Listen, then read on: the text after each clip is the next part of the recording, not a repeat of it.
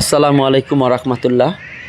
আমরা একটা Honda bezel hybrid গাড়ি, এটা হচ্ছে 2020 মডেল। এই গাড়ির কাজে চলে আসলাম আমরা যশোর। এটা হচ্ছে যশোর মেইন শহরে, এবং ওনারা ঈদে বাড়ি ফেরার পর বাড়ি থেকে ঢাকা যখন বের হবে, রওনা দিবে, তখন এই গাড়িটা ঘিয়ার সমস্যা হয়।